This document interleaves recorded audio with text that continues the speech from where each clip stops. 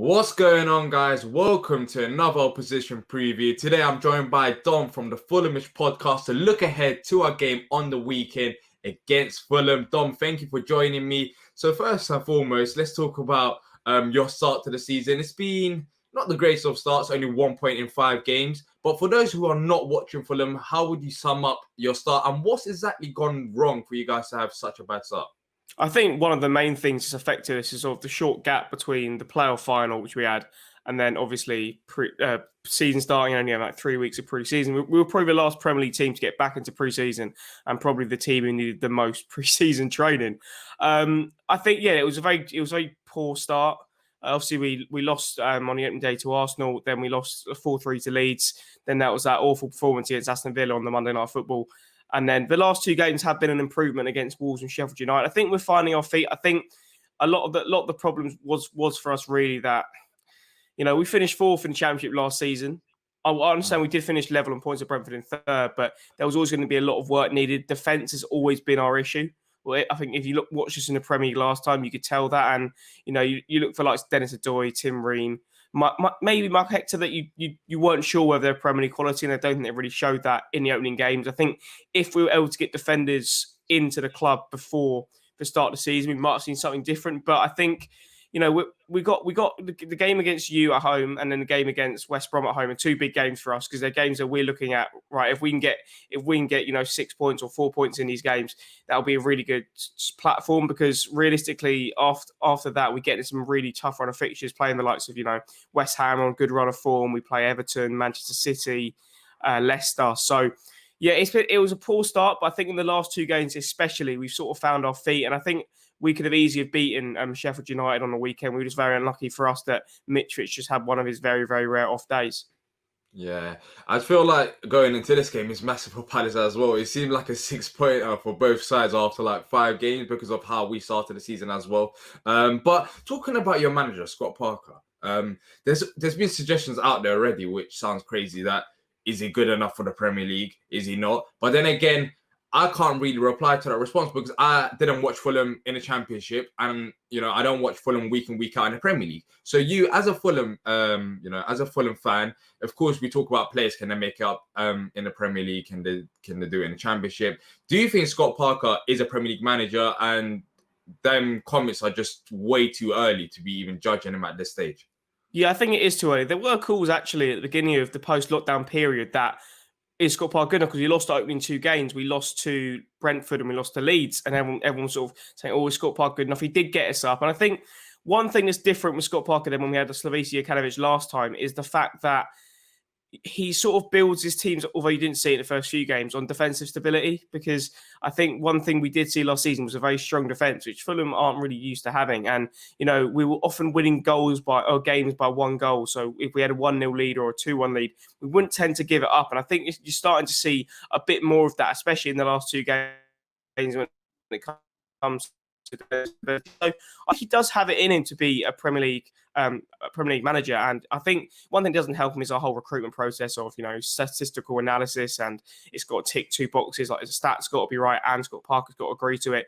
So I think that he's definitely got it in him to be a Premier League manager, and I think one big thing is the players here definitely want to play for him. It's not like last season when we brought in Ranieri, when all the players very early on looked like they didn't really want to play for him anymore, or not anymore. They didn't want to play for him for the starters. So when it comes to Scott Parker, yes, he had a poor first few games, but I think in the upcoming 2 or 3 games against obviously you, West Brom, West Ham, I think he's going to show that he can be a Premier League manager, because it is going to be a tough ask to keep his team in the league.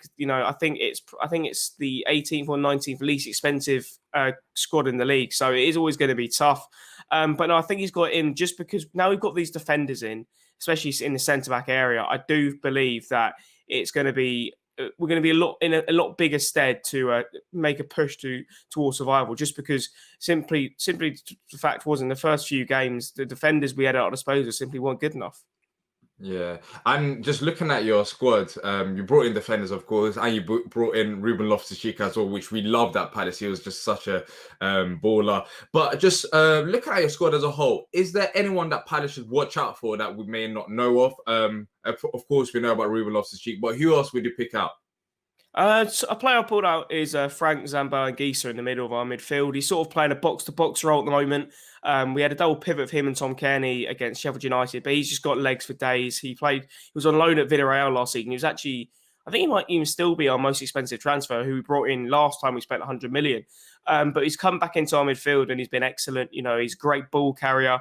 He's very strong on the ball. He's very, I think he's one of the on the teams in the lower half, they're one of the best dribblers or so stat relating to that. And so I think that's a player who maybe not everyone's talking about, but you should definitely be worried about in our midfield, because obviously on the weekend we started a midfield three of Kearney and Gieser and Loftus Cheek with Mitrovic up front. But I think another player you got to look out for is Adamant Lookman. Obviously started his career at Charlton, moved across to Everton, went to RB Leipzig. Now he got him on loan. He got his first goal of his Fulham career on the weekend against Sheffield United. But he's just such an explosive winger.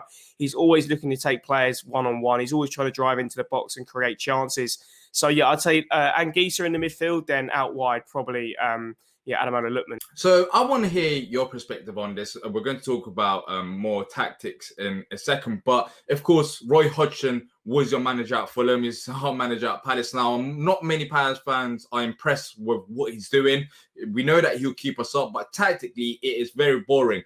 But where do you think, when you look at this Palace squad, where do you think roughly that we should finish? And do you think Roy Hodgson is the man to keep us up and keep us going forward, maybe like to the top half finish? Because as Palace fans, we don't really see it happening. But at Fulham, was it any different in terms of the style of football that you played? I think it was slightly different, but I think, to be honest, we probably had a better squad. We had players like the likes of, Zamora at that time was brilliant hold up striker for us. He had Zoltan Gira, Clint Dempsey, Danny Murphy in the midfield, Breda Hangland, Aaron Hughes, Konchesky, Schwarzer. So you could argue probably a better team. I think with Hodgson at Palace, it's just what is the next step for you guys? Because obviously there was the De Boer experiment, which completely didn't work. I think I said in that summer you should have just gone for Hodgson in the first place. And Hodgson is will probably go down as my favourite ever Fulham manager, because I can't see his feet ever being topped of getting us to a European final. But when it comes to Hodgson at Palace, I think he will keep you up, and I don't think he will ever take you down. But it's just, do you need to make that next step now? And I think you do need to bring in the next manager, because Roy Hodgson, as much as I love him, he's not. I don't think he can take this Palace team to the next level. But I think for pure survival and to keep you, make you finish like 14th, 15th in the table, he will do that for you guys. But yeah, I think simply the fact is, I'm not saying sort of run its course, but I do think if you want to, push to become a top 10 side, I do think the next manager's needed in, just because I don't think Hodgson's done a bad job at all at Palace. I think he's done actually a decent job there. But I think it's just time for the next step now, if that makes sense. I don't know who that's going to be.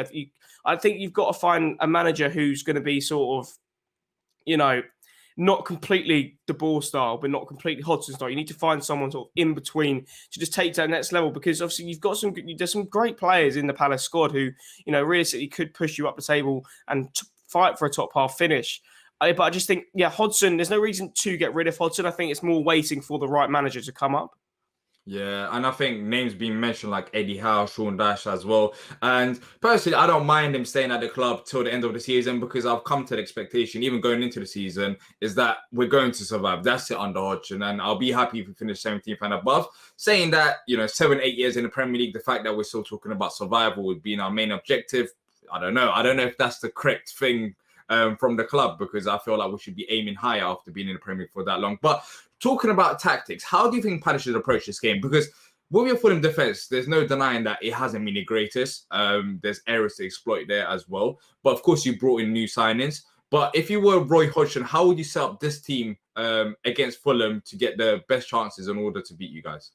Well, I think one thing that's very important for you guys is probably to press our centre-backs, because we like playing the ball at the back for our goalkeeper, Afonso Areola. The centre-back partnership on the weekend was obviously Tosin Adebayo, who we got in on a permanent deal from Manchester City on deadline day, and he at the back, and he was getting pressed at the back as well. Tim, got Dream there as well. Michael Hector didn't actually play on the weekend, weirdly enough, and I think Joaquin Anderson, who we also put on deadlines, is still not fit. But yeah, I think your best is trying to press our centre back specifically as much as you can, because we like playing the ball like the back. We like our goalkeeper, it goes to our defenders, and the centre backs try to play it through. So I think there is that. And then also, if Tom Kearney and Anguissa is the two we decide to go with in the deeper midfield positions, I think if you're pressing Tom Kearney, it's just pressing our players really, because Tom Kearney likes to have a lot of time on the ball before he makes his passes. He's not a quick sort of passer. He's a very good technical player, but if he's pressed, he often makes the wrong decision. So I do think that it's important for you guys if you want to get a result on the weekend, because obviously we're at home, so we're going to probably be looking to have our fair share of possession. And I think that the best way for you guys to sort of counteract that is just press us high and quick all the time, and you probably will pounce on a few mistakes. Yeah. And finally, what's your lineup and score predictions for the game? For the score predictions bit, just say whatever's on your mind. I don't care, because even Palace fans are probably not as optimistic going into this game. Yeah, I reckon with the lineup, obviously, I reckon it'll be Alphonse Areola in net. He's been, ever since he's come in, he doesn't look like Rolat's going to come in to replace him. Over at right back, it would be Ola Ina, who started last week. Unless Kene Tete's back fit, then the player we got in from Lyon, then I'd start my right back. Centre back, again, I'd probably go with Tosin Adebayo and Tim Ream. I didn't think they put too much wrong on the weekend against Sheffield United. Would have Anthony Robinson at left back. Then in the holding midfield positions, I'd have Kearney and Anguissa again, unless Harrison Reed is fit. Obviously, as we're recording this press conference isn't done yet. But yeah, I'd pretty much go with the same team from last week, except obviously, so I've lost the Cheek behind Mitrovic with Lookman out wide. Then I'd probably bring in the likes of someone like Cabano in for Cavallero, because I just don't rate Cavallero whatsoever. So yeah, I'd definitely bring in someone for Ivan Cavallero. But apart from that, that's pretty much the only change I'll be looking to make from the weekend. And score prediction, see, I'm fairly confident just because of how we played against Sheffield United, because I feel like we're making positive steps. And the way you guys played against Brighton, I mean, it was basically a Brighton onslaught, and then it was only a matter of time before they got that equaliser. So I'm fairly confident going to this game. So I think I'll go. I don't think we'll keep a clean sheet, but I'll go over 2-1 Fulham win.